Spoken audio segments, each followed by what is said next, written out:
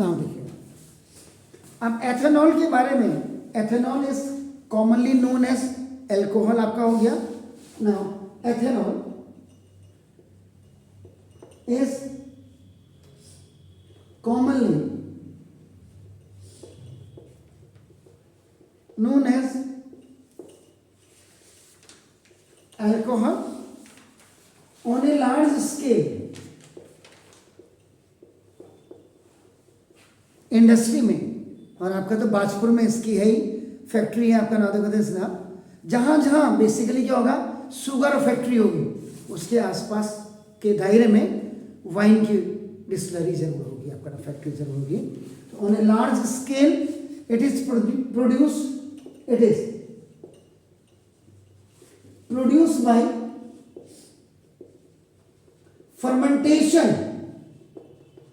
of sugar। Sugar इसको आपका molasses कहते हैं। ब्लैक कलर्ड सिरप होता है, this is black coloured syrup, that is called the molasses, इसको कहते हैं आपका।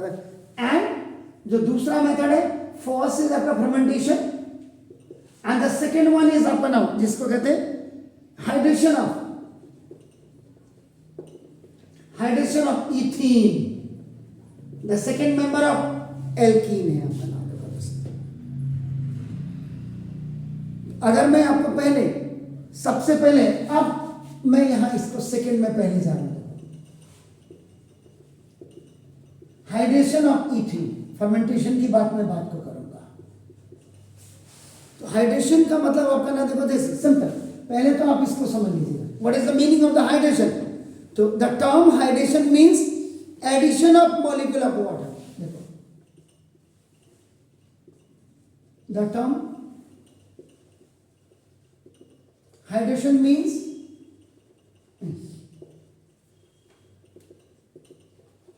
ये जो आपका addition of molecule of water.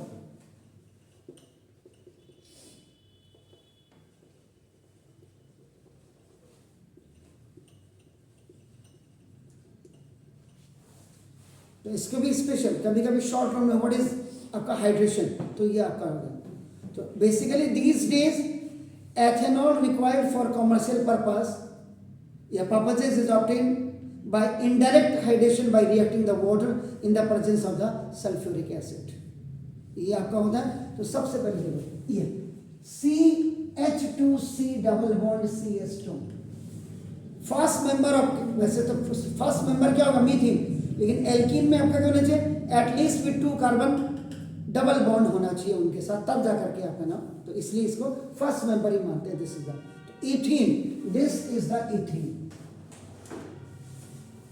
Ethene with आपका एडिशन ऑफ वाटर, यानी कि हाइड्रेशन आपका हो रहा है in the presence of H2SO4 sulphuric acid.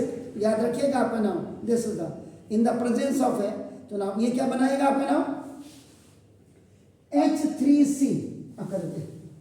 जैसे हमने यहाँ CS3 लिखा था ना, एक्चुअल में इसको H3C पहले लिखते हैं और आपका नाम single bond CH2OH, CH2OH। This is your ethanol, this ethanol से ethanol ये हो जाती है। तो पहला हाइड्रेशन ऑफ इथीन हो गया, जरा इसको कर लीजिए।